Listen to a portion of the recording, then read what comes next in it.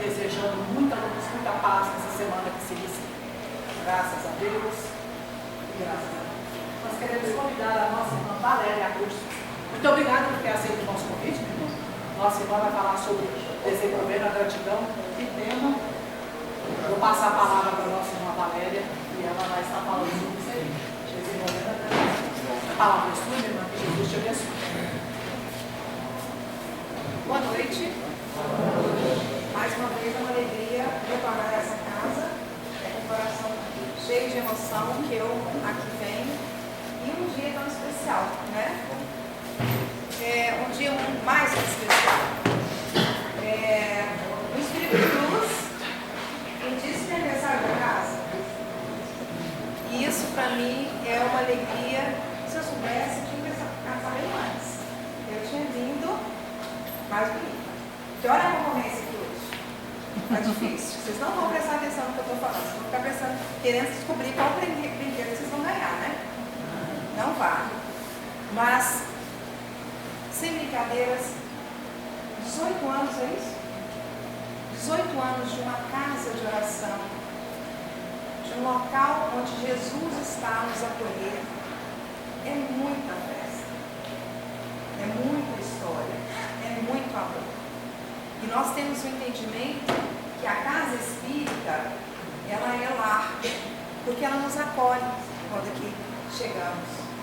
Ela é hospital porque ela cura as nossas feridas, sara todas as nossas dores. E ela é escola, porque ela nos ensina a amar, nos ensina a ser fraternos, nos ensina a evoluir.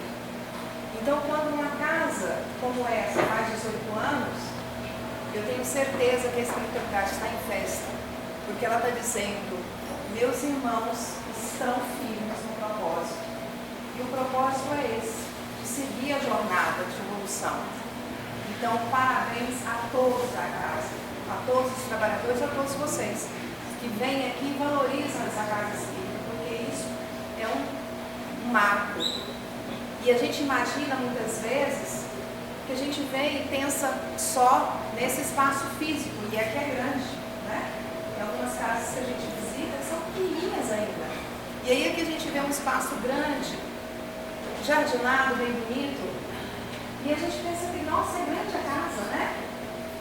Mas se pudéssemos ter os olhos, todos nós, de ver a parte espiritual, aí nós veríamos de verdade que o prédio é no mínimo 5, 6 vezes maior. Que a assistência que aqui estão, essas pessoas, ela se estende muito mais. Porque todos nós que aqui viemos, a gente não vem sozinho. A gente vem com os nossos familiares, com a nossa família, que seja em pensamento, em coração, e muitas vezes a gente vem também acompanhado daqueles irmãos que querem a oportunidade de aprender a amar. Então a assistência espiritual não é só nós que estamos encarnados, é um público infinitamente maior. Então nós estamos realmente abraçando milhares de filhos do nosso Pai. Então parabéns mais uma vez à casa por essa oportunidade de estar aberta, porque é um farol de luz, um farol de Jesus aqui na Terra. E me foi me proposto falarmos sobre o desenvolvimento da gratidão. E muitas vezes nós falamos: mas nós somos gratos. Eu agradeço tudo, se alguém me faz um favor, eu agradeço. Eu sou. Mas será que a gratidão é só isso? Simplesmente eu responder: muito obrigada por algum favor que um ou outro me faz? O que é ser grato? E será que nós temos o entendimento de tudo que nós temos que ser gratos?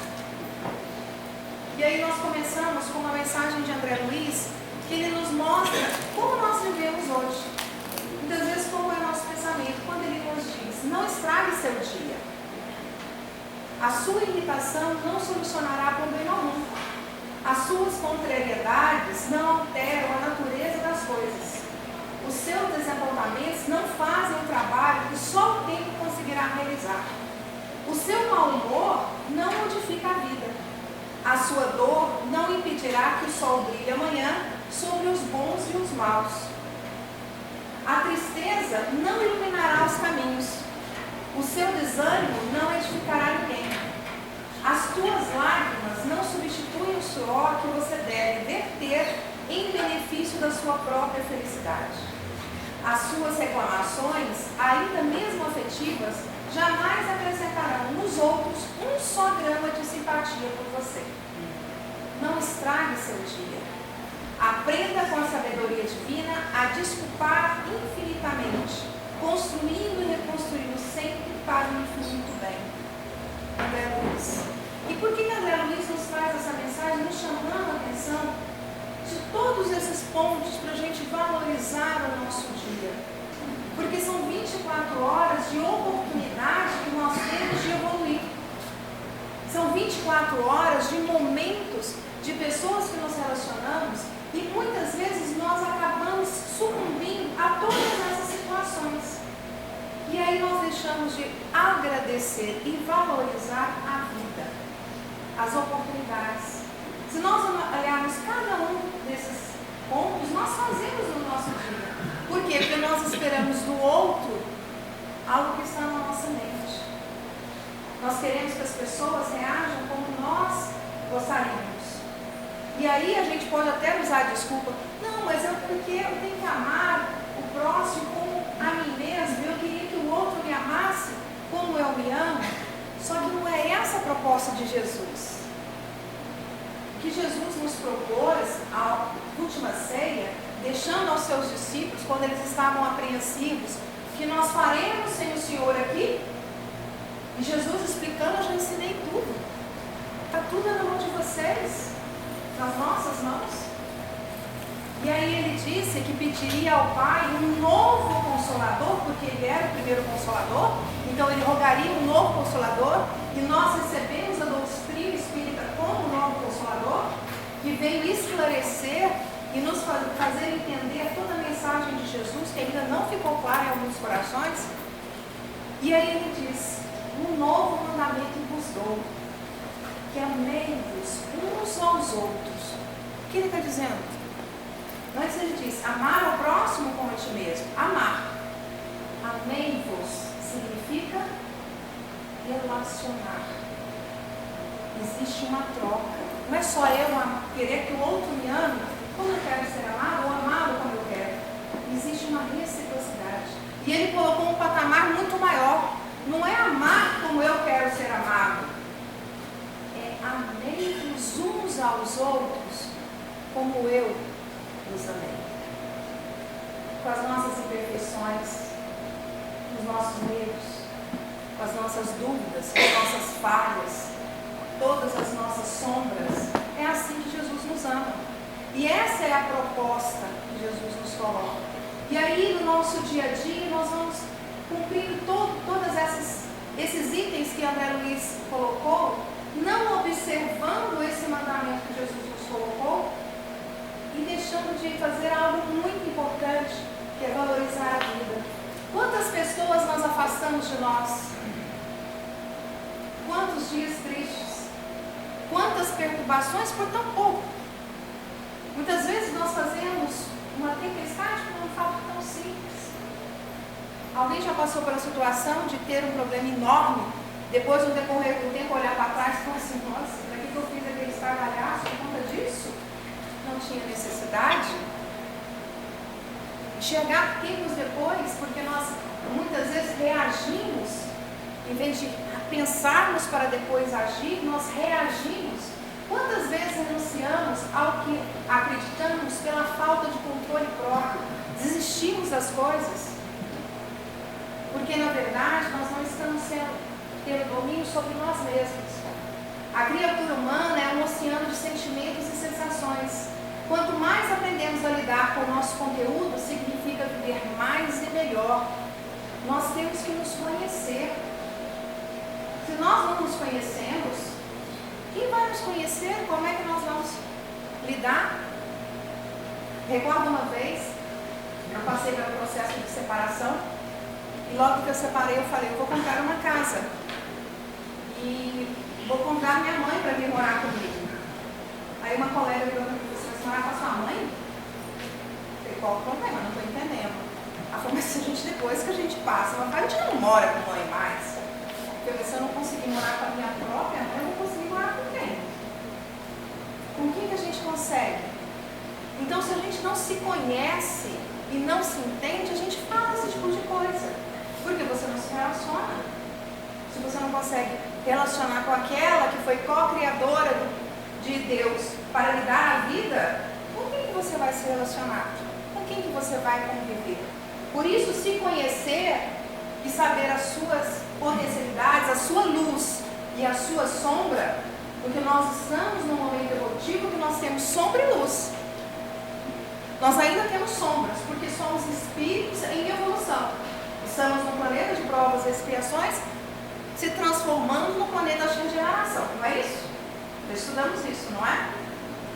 E no planeta de regeneração, quais são os espíritos que vão viver nele? Espíritos regenerados. Então, para que a gente possa continuar vivendo no planeta Terra, no período de regeneração, nós temos que regenerar nossos corações. E é transformando as nossas sombras, que são os nossos vícios, o orgulho, o egoísmo, a vaidade, em luz. Só que também nós temos que reconhecer que nós já temos luz. Porque hoje a gente não sai matando aí à vontade. Nós já fizemos isso no passado. Eu até brinco com meus colegas, porque eu trabalho na Federação Espírita e trabalho para a área do livro, né?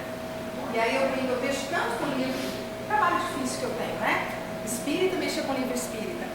Mas eu brinco com eles, eu fico tão envolvida com o livro que eu tenho certeza que no passado eu devo ter mais livros espíritas. Aí agora eu estou divulgando para ver se eu resgato todo o meu passado. Mas é justamente isso que nós temos que entender. Que nós, hoje, nós somos o melhor de todas as nossas encarnações. Então nós já temos luz. Então esse entendimento, o que eu sou, o que eu sinto, o que cabe dentro de mim e como eu ajo ou reajo é importante para a gente poder controlar a nós mesmos. Não é controlar os outros, é controlar. Porque o que Jesus espera de nós é esse conhecimento. E há 2000 anos, ele já nos disse que nós teríamos aflições no mundo. Em momento nenhum Jesus veio e falou assim: olha, a partir de agora eu estou passando por aqui e deixar o mundo tranquilo. Todo mundo que ficar aqui vai viver uma vida 100%. Falou? Não. Ele não veio para mudar pessoas, mudar vidas. Ele veio mudar corações. Ele respeita profundamente o coração de cada um. E mais do que nós mesmos, Jesus nos conhece. Ele sabe quem somos.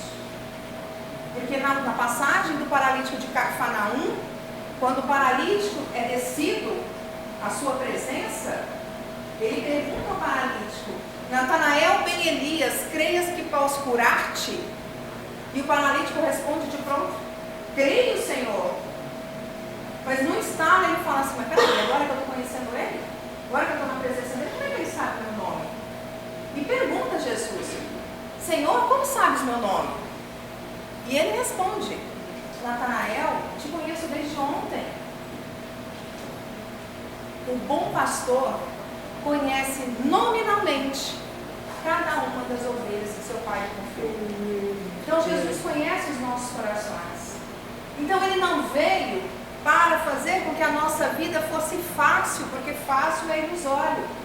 Ele veio para falar: o mundo tem aflição para evoluir, para que vocês evoluam. Então eu estou vindo para mostrar para vocês como viver. É possível. É possível ser martirizado, é possível ser humilhado, é possível não ser compreendido, é possível ser odiado, escrachado e seguir o caminho do bem. Foi isso que ele veio dizer para nós. E ele tem vos dito: para que em mim tenhais paz. No mundo tereis aflições, mas tem de bom ânimo, eu venci o mundo. Foi isso que ele veio exemplificar. E foi isso que ele nos mostrou em toda a sua passagem. E transformou a nossa história em um divisor. Não é isso que nós consideramos? A história antes de Cristo e a história depois de Cristo. Nós não estamos 2019 depois de Cristo? Em 3 anos ele viveu a vida mais exuberante que se passou nesse planeta e transformou a nossa história. Por isso que a pergunta que nós temos que fazer quando nós abrimos o Evangelho, por exemplo, que é a vida de Jesus, não é? Nós abrimos o Evangelho, a pergunta que nós temos que fazer para nós é, a partir dessa leitura, o que eu posso ser diferente. Eu não posso ler o Evangelho e permanecer da mesma forma. Algo em mim tem que se transformar, algo em mim tem que refletir. E o que normalmente nós fazemos? No culto do lar, nós abrimos o Evangelho, a gente dá uma olhadinha na lição, olha para alguém da família, com você aqui a lição, ó, presta atenção. Ou assim a gente fala, que pena que fulano não chegou, né? A história aqui era com ele hoje. Mas não é, nunca é. Nunca. A lição sempre é para nós. Sempre toca o nosso coração. Teve várias vezes, meu evangelho é todo riscado, todo rabiscado, né? Porque eu escuto alguém falar, eu acho interessante, gosto de estudar, adoro estudar o evangelho. Muitas vezes eu volto numa lição e vou ler novamente, de repente eu falo, mas gente, onde está essa frase aqui? Kardec colocou agora? Mas a frase estava ali, mas não era ainda, não tinha chegado no meu entendimento. Por isso que é importante tanto a gente estudar o Evangelho, porque é a vida de Jesus. Como vivemos um mundo transitório, devemos sempre esperar as mudanças naturais das coisas. Aguardar a estabilidade das situações é ingenuidade. O máximo que podemos é construir uma estrutura íntima e inabalável. Somos filhos de Deus. Ele é bom e Ele é justo. Então nada do que me acontece é fruto do acaso. E eu não sou vítima de nada. Absolutamente nada. Porque todas as situações que eu me deparo na vida são por escolhas minhas, agora ou de um passado. E cabe a nós a restituir a justiça. Porque muitas vezes, ainda com o nosso modo egoísta de olhar, nós pensamos assim, aquele lá eu não gosto. Eu não gosto dela. Então eu não quero que Deus cuide dela. Ah, mas ela está dando muito bem, tendo sucesso, construindo bens. E eu odeio porque ela está tendo sucesso, ela está progredindo na vida. Imaginando que Deus não é pai dela. Mas Ele é da mesma forma que meu pai. É da mesma forma que eu pensar assim, vou prestar um concurso. Deus, me ajude a passar no concurso. São 1000 candidatos para uma vaga. Quem vai passar? Quem vai passar? Quem estudar. Quem for mais estudioso. Por quê? Porque Deus é meu pai e dos outros 999. Ele não pode me escolher e dizer, não, eu quero que essa tenha uma vida produtiva, feliz e aquele não. Então tudo que me acontece são decorrências da minha escolha. Então a fé nessa fé inabalável, nessa paternidade divina, esse entendimento me torna mais firme para seguir. Paz sedimentada em Jesus, paz pela paz, adquirida por uma conduta reta e uma vida nobre. O que não acontece muitas vezes na nossa vida? Nós queremos a felicidade, queremos a paz, mas nós começamos a criar atalhos. A vida que nos conduz a Deus, o caminho é único a todos nós. Não existe atalhos, não existe outros caminhos, só existe um caminho. Está lá no Velho Testamento. Não pegue o caminho da direita nem o da esquerda, somente o caminho reto. E Jesus veio dizer, eu sou o caminho, a verdade e a vida. Ninguém chega ao Pai se não for através de mim. Através de como? Do seu modo de viver. Então muitas vezes quando nós criamos atalhos, não, olha, mas isso aqui eu não vou fazer assim não, assim é mais fácil, eu ganho tempo, né? Eu passo pela frente de todo mundo. É a mesma coisa a gente estar numa estrada e está congestionado, a gente começar a passar pelo acostamento. O que acontece? Podemos ter sucesso? Podemos. Mas é correto? É o caminho certo? Não é. Então todas as vezes que a gente tenta os atalhos, o que acontece conosco? Nós estamos desviando do caminho. E aí, quando a consequência desse desvio vem, a gente se imagina desprotegido da paternidade divina. E o que acontece com isso? Nós achamos que a nossa vida não é maravilhosa. E aí nós temos que entender que quem anda em trevas não sabe onde vai. Porque aquele que não consegue enxergar o teu caminho e saber qual o caminho a seguir, qual o objetivo, e o objetivo é claro, evoluir.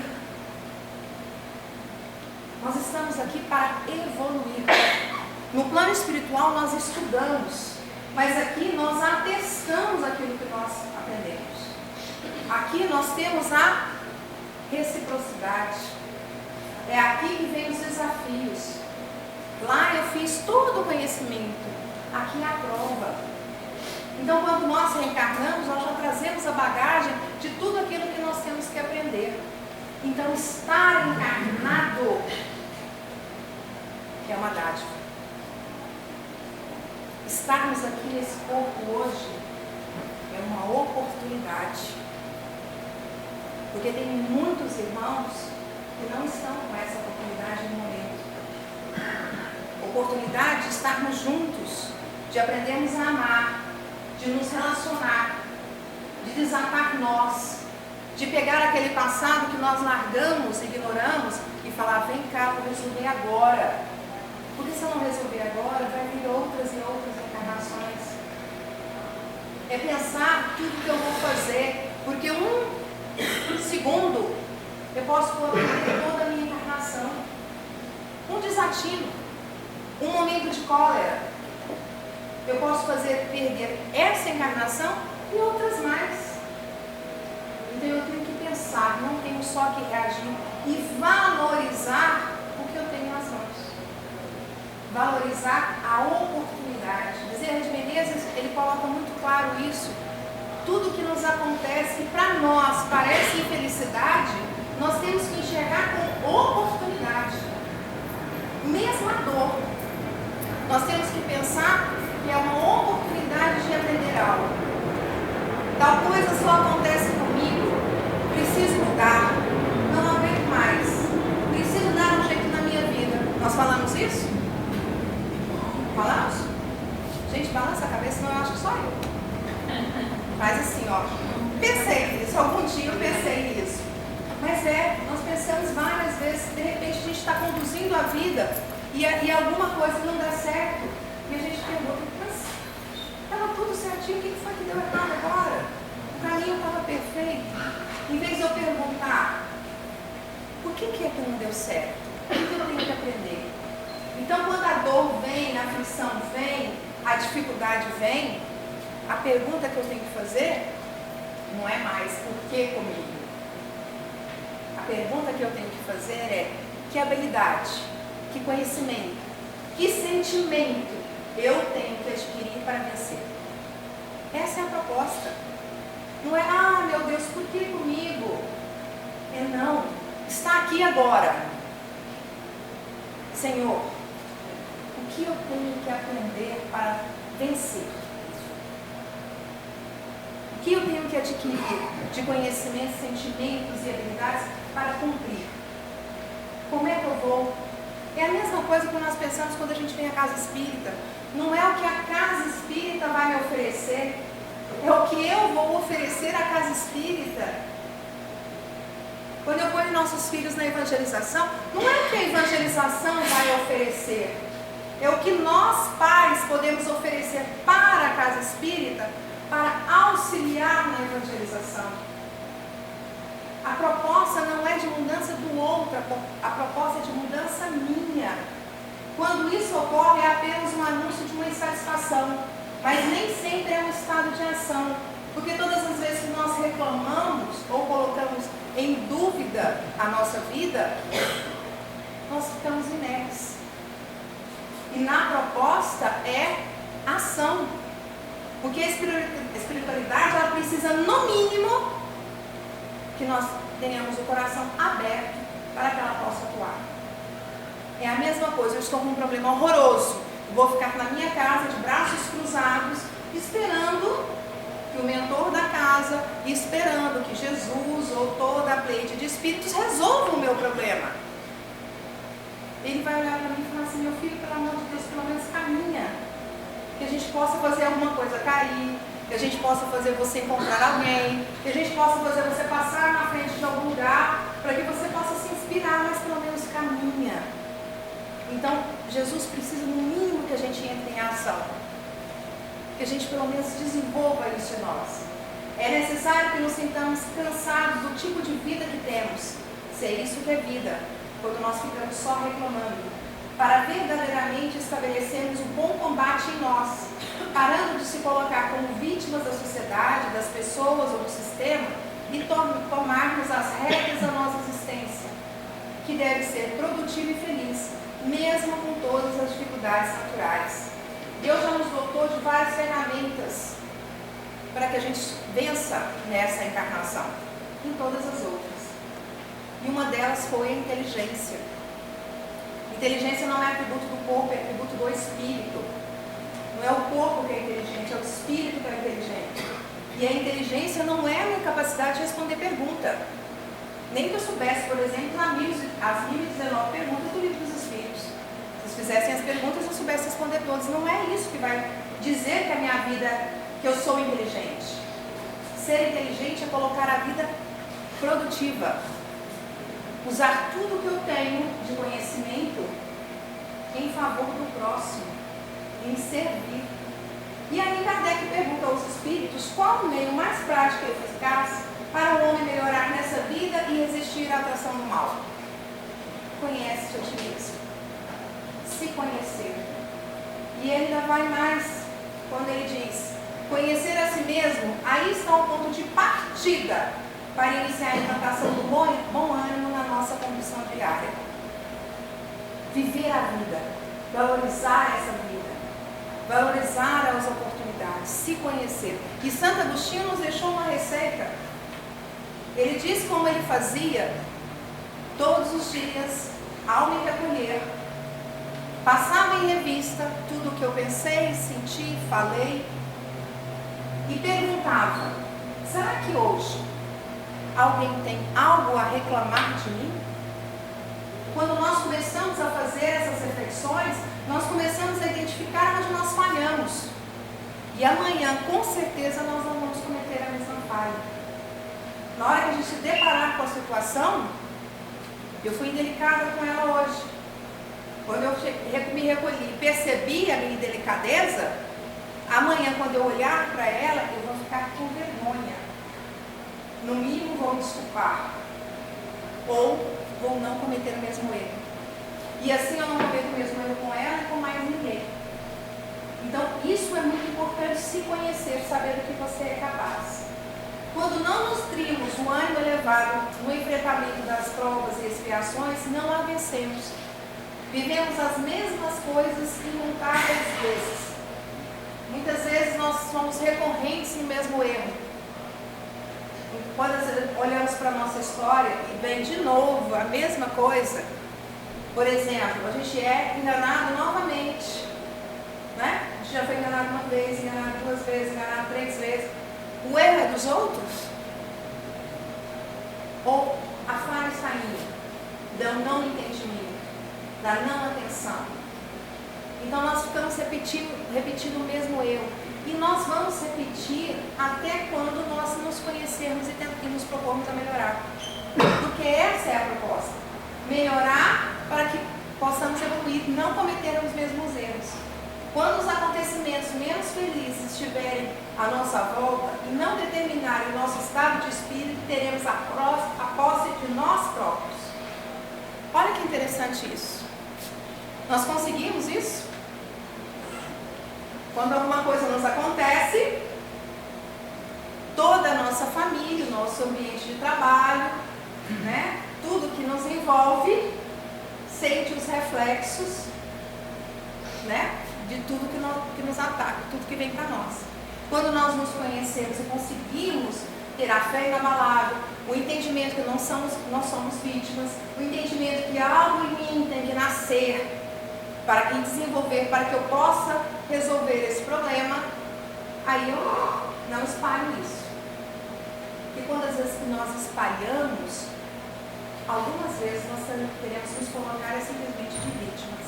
E aí só queremos que a pessoa passe a mão na nossa cabeça e fale, tadinho de você, está enfrentando isso? E não é essa a proposta de Jesus para nós. Edificar o ânimo elevado é atestado que confiamos em Jesus e no Evangelho.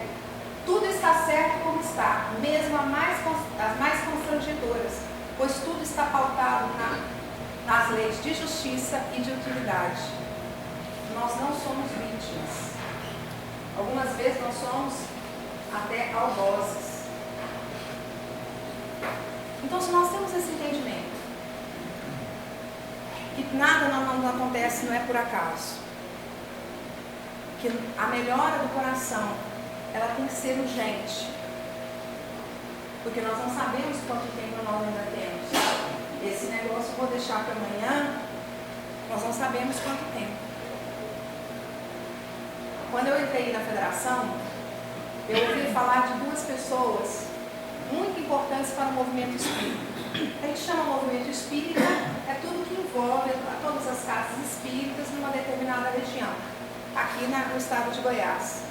E essas pessoas, elas eram muito importantes. Uma ligada à evangelização, uma pessoa muito dinâmica, muito querida na evangelização, escritora de livros infantis, uma pessoa admirável. As pessoas me definiam ela como doce. Eu não a conheci, nenhum dos dois. Mas eu tinha essa história. O outro era uma pessoa que trabalhou no movimento espírita e levou para o estado de Goiás todos os cursos possíveis, ESG, EAD, mediunidade. Ele queria levar o movimento espírita a todos os cantos, a todas as casas espíritas. Foi um divulgador enorme, né, da doutrina. Então, quando eu ouvia as histórias dessas duas pessoas, eu falava assim,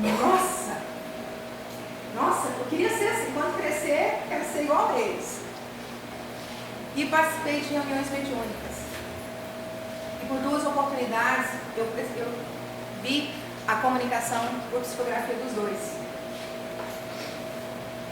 Em momentos diferentes, médios diferentes, situações completamente diversas. Nada uma com a outra. Mas só tinha uma singularidade. Ambos, que para mim, tinham mostrado que eram trabalhadores atuantes, iniciaram suas comunicações dizendo, meus irmãos, quanto tempo perdido. E Chico dizia isso, que a maioria dos espíritos que chegavam até ele para transmitir mensagens, colocavam, quanto tempo eu perdi?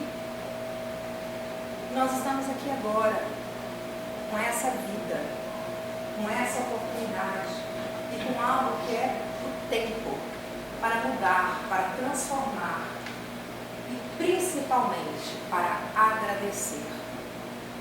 Estar vivo é vantagem. Não é porque está vivo e o outro está morto, porque nós entendemos que a morte não existe. Estar vivo significa posso melhorar, posso provar, eu posso tentar. Eu estou ainda em combate de mim mesmo. Eu ainda tenho a oportunidade de dizer, estou aqui, estamos juntos, vamos resolver essa situação.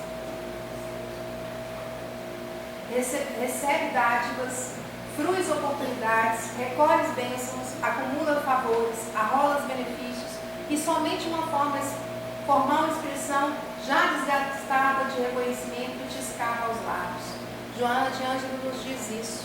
Nós recebemos muito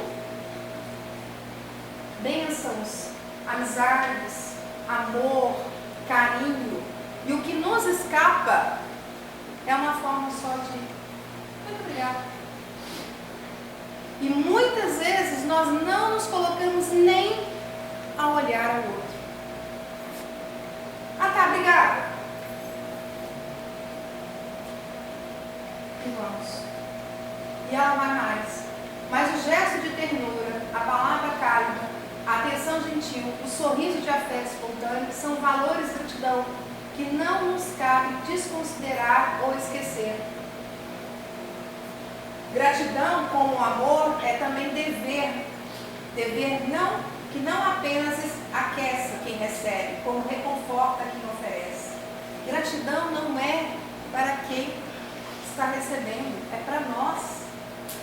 Da mesma forma que amor, é isso que Joana quer dizer.